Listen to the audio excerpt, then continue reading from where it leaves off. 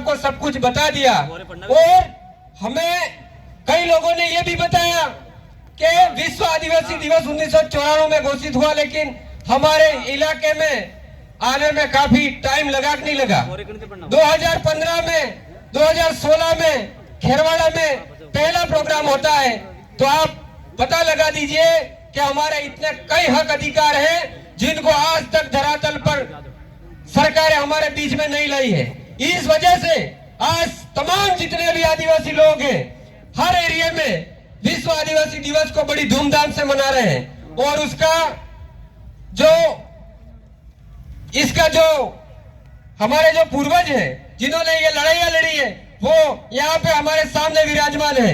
आप कहते हो कि हमारी जो सरकार है, सरकार ने 1993 के अंदर आदिवासी को ये बोला था कि भारत के अंदर कोई आदिवासी नहीं रहता है। ये संयुक्त राष्ट्र यूएनओ में यहाँ की जो सरकार थी उसने बोला। इसके बाद जो विश्व के दूसरे आदिवासी थे उन्होंने सोचा और विश्व आदिवासी दिवस को मनाने का निर्णय लिया। उस आधार पे आज हम एक मंच पे इकट्ठे हो रहे हैं। लेकिन आज हमारे इतने समाज की चिंता है, तो जो हमारे सामाजिक जितने भी पूर्वज थे उनकी थी। आज ये बिरसा मुंडा है, टंट्या भील है, इनके विचारों को लेके हम चलेंगे तो हमारे देश का कुछ हो सकता है। बाकी हम हमारे नेताओं के भरोसे रहोगे तो हमारी जमीनें बेच दी जाएगी। आप ये बैठे हो, ये जमीन किसकी है और ये जमीन किसने दिलाई? ये आप कहोगे कि हमारे पूर्वजों ने दिलाई, तो मैं बोलता हूं कि हमें ये जमीन दिलाने का काम किया है तो हमारे ये टंट्या भील है, इन्होंने ये हमारी जमीन दिलाई। लेकिन कुछ लोग कहते हैं कि ये जमीन दिलाने का काम है वो हमारी सरकारों ने किया। तो मुझे बता दो कि हमारा देश आजाद नहीं हुआ था, उससे पहले कौन लड़ रहा था? टंट्या भील लड़े और उनको लड़ाका के कहा गया और उनको डाकू कहा गया। और आज भी कोई लड़ता है तो क्या कहा जाता है? आपको पता होगा ये खाकी वाला है, इनको कौन चलाता है ये भी आपको पता होगा। हम लोग देखते हैं कि हमारे यहाँ पे यहाँ का जो सांसद है जो दिमाग से थोड़ा दिवालिया हो गया और अपने दिमाग से कोई बीजेपी के लोग बैठे हो आपको दुख पहुंचेगा, लेकिन कहना इसलिए पड़ेगा कि ये आदमी जो है सांसद है वो हमारे आदिवासियों को खत्म करने के लिए लगा हुआ है। इस वजह से हमको ये बोलना पड़ रहा है। और यहाँ की जो खाकी है, पुलिस वाले नाराज होंगे लेकिन आप तो गुलाम हो, आपकी क्या बात करें? क्योंकि पुलिस जो बैठी है, पुलिस, मैं ये एक बात और बोलना चाहता हूँ, पुलिस में भी हमारे आदमी बैठे, थानेदार को हमारा आदमी, एसपी भी हमारे, लेकिन वो भी गुलाम।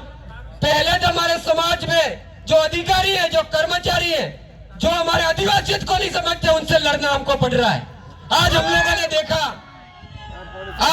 ने देखा, कल रात को मेरे पे फोन आता है, सरड़ा के अंदर 4 भाइयों को मूर्ति लगाने गए, बिरसा मुंडा और टंट्या भील की मूर्ति लगाने गए, तो हमारे भाई एक सचिव था, उसने केस कर दिया और 4 आदिवासियों को बंद किया। और बंद करने वाला कौन? आदिवासी थानेदार। आप बताओ अब क्या करें? मैं आपको एक बात और बताता हूं, जल जंगल जमीन की बात करते हैं तो हमारे खेरवाड़ा के अंदर भी यहाँ पे अवैध तरीके से लकड़ियों की तस्करी हो रही थी। मैंने उस मामले को उठाया और 2 गाड़ियों को जब्त किया। तो फिर वो जो आसपुर का एक तस्कर था, उस तस्कर ने क्या किया कि हमारा आदिवासी भाई ड्राइवर था, उसको आगे करके मेरे खिलाफ मुकदमा कराया।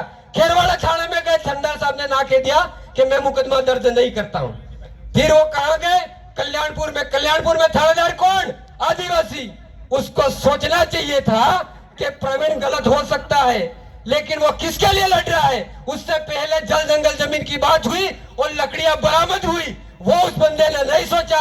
तो ऐसे अधिकारी को से हमारे समाज के होकर भी ऐसे अधिकारियों से लड़ना हमको पड़ रहा है। इसलिए इन पुलिस वालों की लड़ाई भी हमको ही लड़नी है, ये उनका कोई लड़ने वाला नहीं है।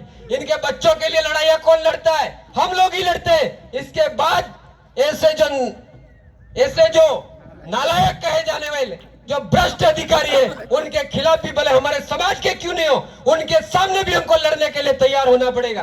अभी मेरा एक भाई बता रहा था शिक्षा के बारे में। हमारे बच्चों को स्कूल में आप जब एडमिशन कराने जाते हो तो उस समय लाइनें लगती है, लेकिन अभी हम लोगों ने देखा कि पोषाहार में मिलावट हो रही है कि नहीं हो रही है।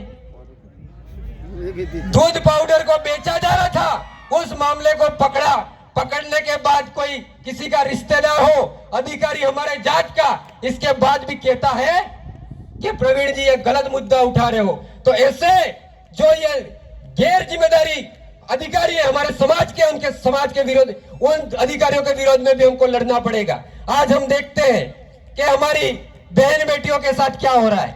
आज आप देखोगे नेताओं के भरोसे रहोगे कुछ नहीं होना है। हमने हमारे समाज की राष्ट्रपति बना रखी है, लेकिन समाज का क्या हो रहा है? समाज की जमीनें जा रही है। आज टपड़ा के लोग बैठे होंगे, उनकी जमीन छीनने का काम भी हो रहा है कि नहीं हो रहा है? टपड़ा के लोग है कि नहीं है यहाँ पे? लेकिन आपको डरने की जरूरत नहीं है। एक साथ ये जमावड़ा वापस लगाने की भी तैयारी रखते हैं हम। और मैं इसी के साथ कहना भी चाहता हूं कि थानेदार साहब, कल्याणपुर वाले थानेदार साहब, आपको कहना चाहता हूं कि आप एक आदिवासियों की जमीन खाली कराने का काम किया तो ये ऊपर वाली प्रकृति कुदरत आपको कभी माफ नहीं करेगा। और इस बात साथ मानते हुए मैं कह रहा हूं, अगर ये गलत तरीके से हमारे भाइयों की जमीन से बेदखली करने का अगर आपने काम किया तो सबसे पहले गोली सीने पे खाने के लिए मैं तैयार रहूंगा। और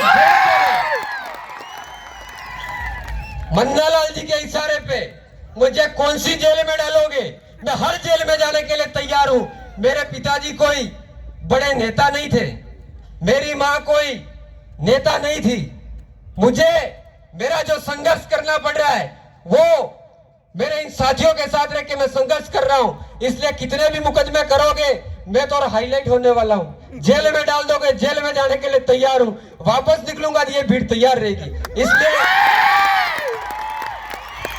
इसलिए मैं कहना चाहता हूं पुलिस प्रशासन से भी, एक बार आप अगर किसी पे झूठी एफआईआर करते हैं, हमारे लोगों के बहन बेटियों पे अत्याचार होता है, इसके बाद भी तुम लोग कभी एफआईआर नहीं करते हो। और हमारे पे चंद कुछ होने पे हमारे ही भाई हमारे पे झूठी एफआईआर दर्ज करा रहे और रिपोर्ट दर्ज कर रहे हो। ऐसे नालायक भ्रष्ट अधिकारियों को बाहर करने की जरूरत है। हमको एक साथ समाज को एक होना पड़ेगा। साथ ही मैं दूसरा एक और कहना चाहता हूं आप लोगों को, आज हम लोग देख रहे हैं कि हमारे इस एरिया के अंदर हमारे जो हक अधिकार है उनको छीनने के लिए ये सरकारें तैयार है और सरकारें आपके हक अधिकार को समय समय पे खत्म कर रही है। हम लोगों ने देखा मणिपुर का कांड हुआ और हमारे कई आदिवासियों के हक अधिकार जो वन विभाग के अधिकार थे उनको खत्म किया कि नहीं किया? तो आप लोग की जो रूढ़िगत ग्राम सभा है जो पहले से चलती आ रही थी, हमारी जो पैसा कानून की ग्राम सभा है वो इन ग्राम सभाओं को वापस जीवित करने की जरूरत है। बाकी आप किसी पार्टी के पीछे भागोगे, मैं किसी पार्टी वार्टी में विश्वास नहीं करता हूं। और मैं आज आपके सामने कहना चाहता हूं, आप मेरे को यह भी मत कहना प्रवीण उस पार्टी में चले जा, प्रवीण उस पार्टी में चले जा। मेरे को किसी पार्टी की टिकट का मोहताज नहीं हूं मैं। आप जनता मेरे साथ है और जनता के इशारे पे चलने वाले हम, किसी का हम पार्टी का खाया नहीं और खाएंगे नहीं। ये और दूसरी बात मैं आपको कहना चाह रहा हूं कि आपकी अगर जमीन बचानी है, आपके जंगल बचाने हैं, आपका जो हक अधिकार है वो बचाना है, तो ये यहाँ पे जितने भी मुखी थे उन मुखियों को एक साथ वापस आना पड़ेगा, तब जाके कुछ हो सकता है। बाकी नेताओं के भरोसे ये लड़ाई नहीं लड़ी जाएगी, क्योंकि अगर नेताओं के भरोसे ये लड़ाई